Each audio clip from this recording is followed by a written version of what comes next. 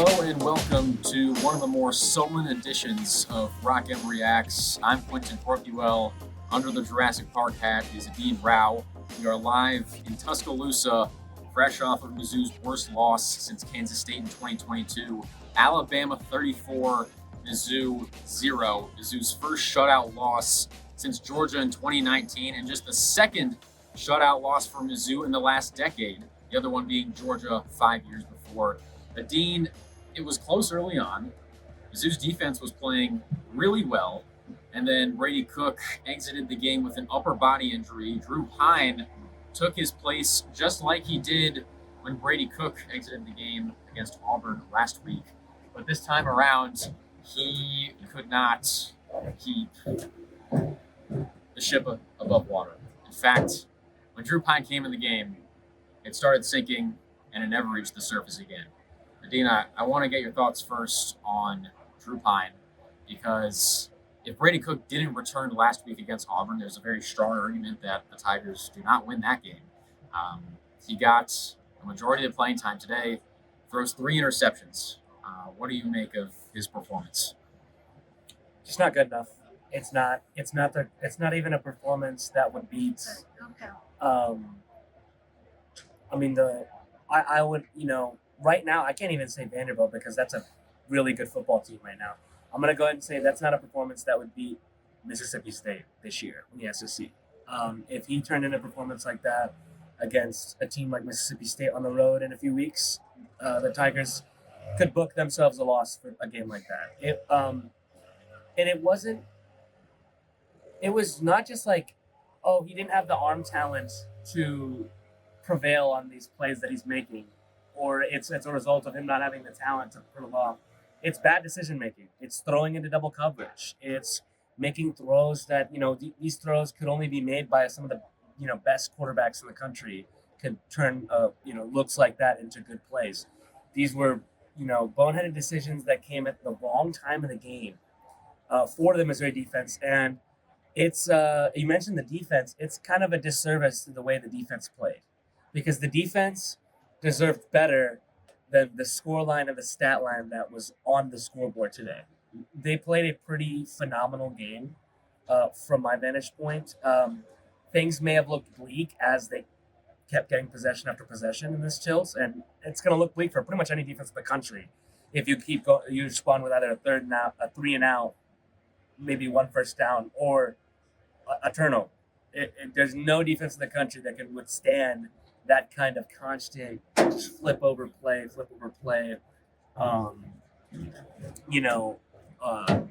kind of game flow.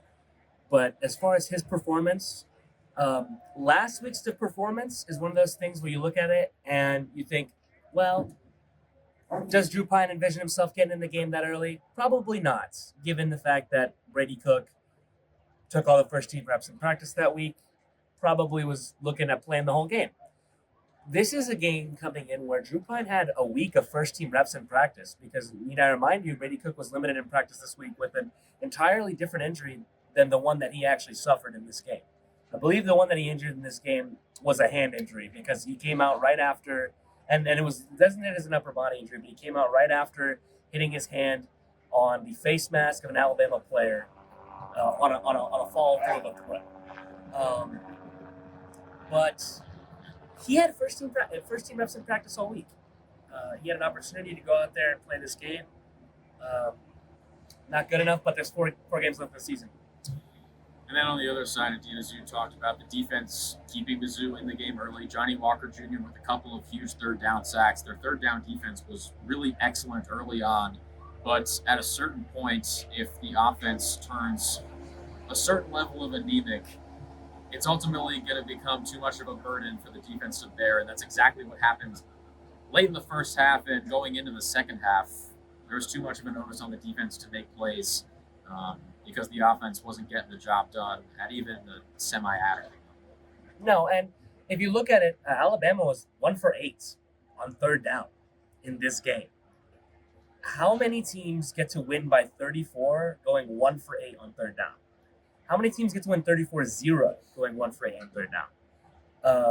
And it's a stark difference in the Texas A&M game. An initial reaction might be that this game was just like the A&M game. But realistically speaking, that team that showed up that day had no turnovers and pretty much just got boat raced from start to finish on both sides of the football. I don't think you can say the same thing about this game. Uh, the defense did put out a formidable performance. They put out, I'd argue, a winning SEC road trip performance. The offense was far from it. I guess my diagnosis of what the offense did today was, guy we look at really highly at Rock M Nation, Brandon Kiley, was talking about this on Twitter. Didn't seem like there were many routes going down the middle of the field, even with Brady Cook in the game. And that's very puzzling because this is an offense that excels when the middle of the field is utilized. But it seemed like a lot of the main routes, Luther Burden, Theo Weiss routes were going to the outside the numbers, and didn't really feel like the middle of the field was being utilized.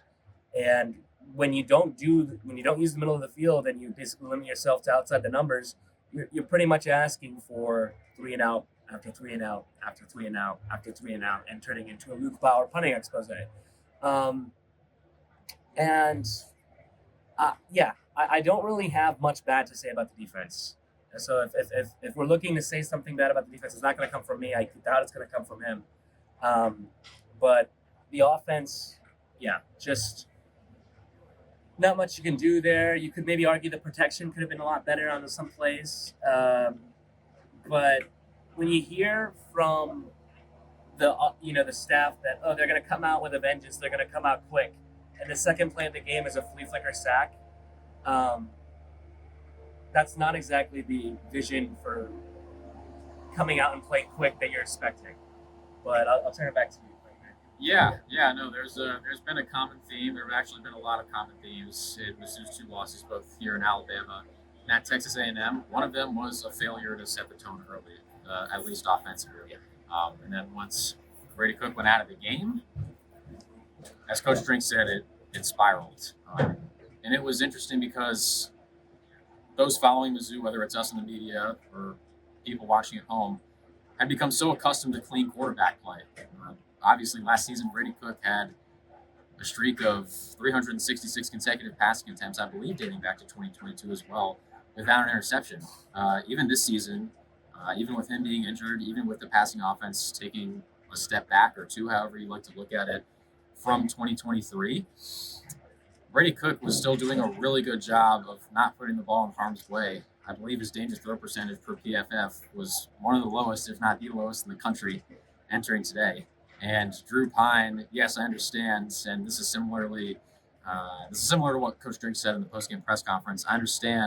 We understand that he is trying to make a play to win the game. And unfortunately, he put the ball in harm's way several too many times. Whether it was the first interception, which was an attempted seam ball to Luther Burden that was way off target. The second interception, that one was, I believe, another vertical route, this time down the left sideline, that was picked off by the safety, Ray Hubbard. And then the third interception, I would argue that it might have been worse than the first because it was extremely avoidable. Brett Northley was blanketed in the flat. I don't know if Drew Pyne was trying to throw it away or was trying to get it to Brett Northley. Whatever he tried to do, the throw was poor and it was intercepted. And what he said after the game was encouraging. He said, as a man, he can do one of two things. He can curl up into a ball and not learn from it, or he can face his mistakes and learn. And I imagine he's going to try his very hardest to do the second. And from what we had been hearing since Drew Pyne committed to Mizzou, what feels like years ago, he's saying the right things. Mizzou is saying the right things. But at some point, which could definitely be now, it's going to be the results that define you. And it's going to be the results that define the team. And looking ahead, Mizzou's college football playoff hopes seem to be dashed. And what's interesting about that is before the season, a lot of people, including myself, even leading up to this week, had at least some sense of belief that Mizzou could get into the college football playoff with 2 losses without appearing in the SEC championship game. And I don't mean to go full Bill Simmons on you all, but I have an analogy to describe how I think a lot of us are currently feeling about that. You think about something, let's say traffic on the way to an event, and you think to yourself, oh, even if it's there, it's probably not going to be that bad. But then you actually go out on the road and you hit that traffic and you experience that traffic firsthand, and you're thinking to yourself, wow, this actually kind of sucks. Yeah. A lot. Way more than I thought it did. And I believe that's sort of the situation Mizzou has found themselves in. Again, a lot of people. Oh, I thought that was a high five. Can you finish this so it doesn't look awkward? Yeah, Thank you. Okay. Recovery. Now that Mizzou sits with 2 losses to the two teams that a lot of people pinpointed before the season were probably going to be losses, now that they are actually 6-2 and have actually lost to both of those teams, the future seems as bright as the sky above us, which you may not be able to see with this camera shot, but it's not very bright. They can still finish with double-digit wins. Historically, that's awesome for Mizzou.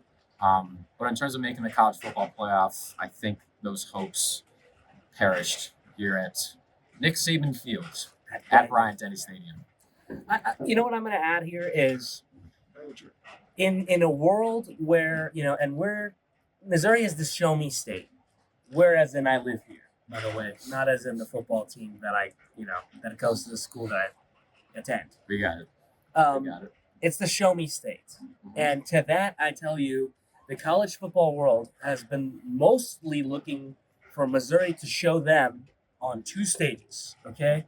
In the era where it is a subjective ranking pool for at least teams that don't win their conference championship in the Power Four, in the era where it is a subjective selection pool, you cannot go out on 2 ABC primetime games and have a point differential of negative 65 in those games, scoring 10 points and allowing 75 in those 2 games, and expect to even go 10-2 and make the college football playoffs.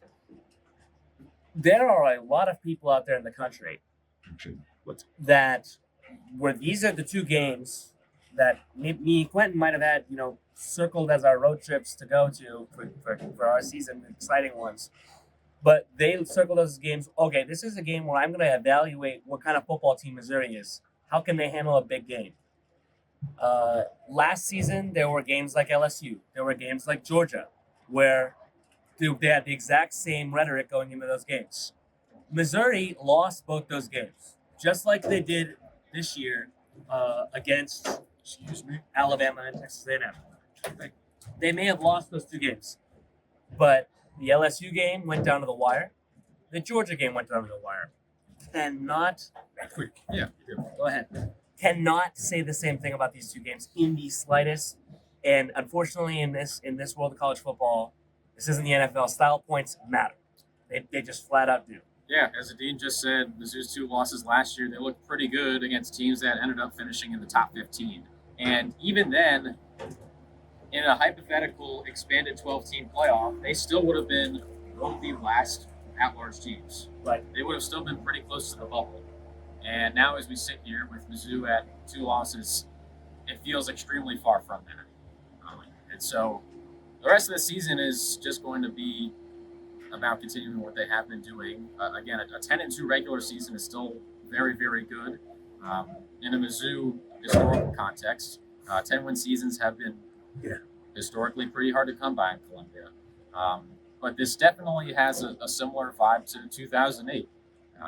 If you read my piece, which I hope you did, and if you didn't, still on rocketnation.com, this season has a lot of parallels to 2008.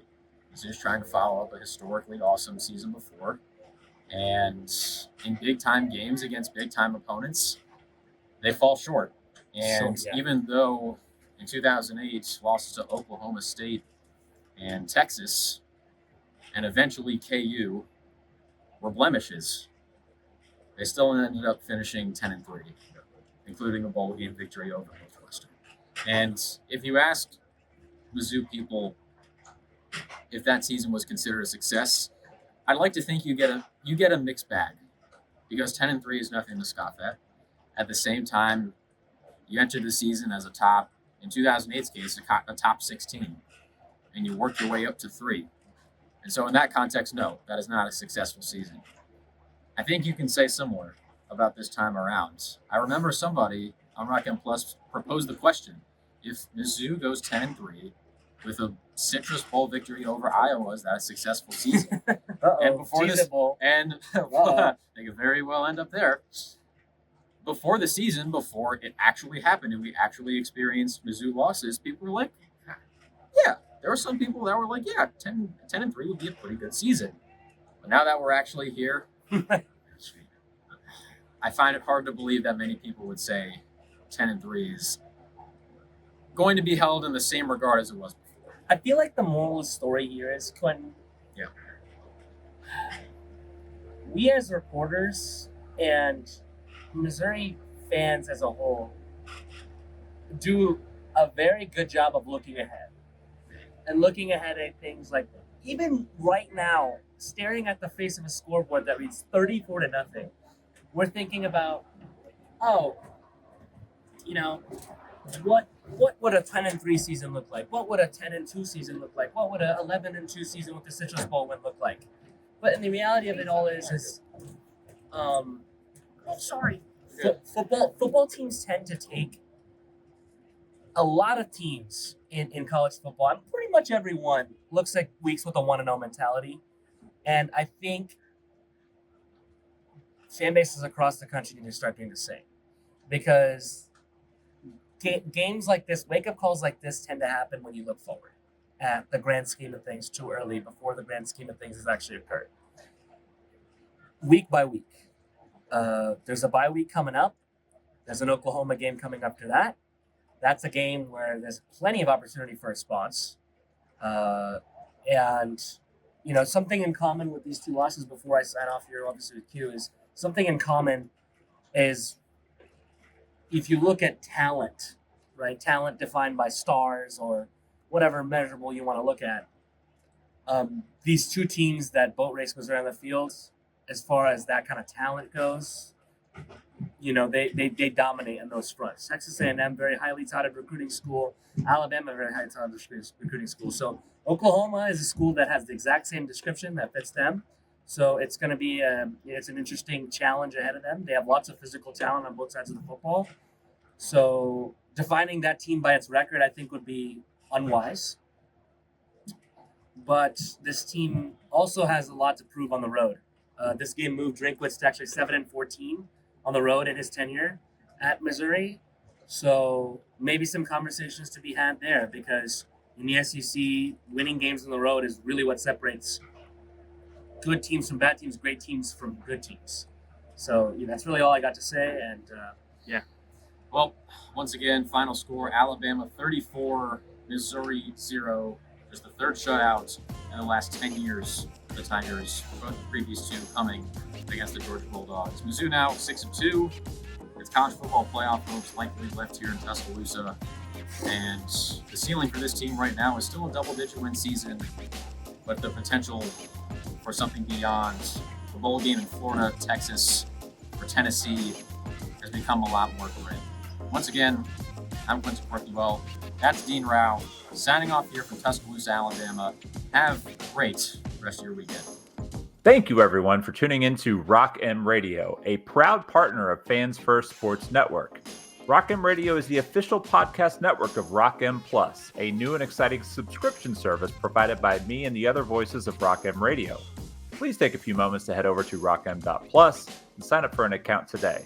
The cost is only $5 a month, and the benefits include access to our live podcast, a subscriber-only message board, weekly newsletters, and more. If you enjoyed this episode of Rock M Radio and would like to see more just like it beamed directly into your personal device, make sure to click the subscribe button below and tell your friends. Our podcast feed is available through the Apple Podcast app for iPhone, Google Podcast app for Android, whatever app you listen to your podcast. You can also find Rock M Radio on Spotify. If you're looking for a podcast about your favorite team that is not the Missouri Tigers, Fan First Sports Network is your answer. A full podcast network loaded with the team-specific podcasts covering Major League Baseball, the NFL, NHL, NBA, MLS, and more. And we'll be back with more episodes of Rock M Radio coming to you soon.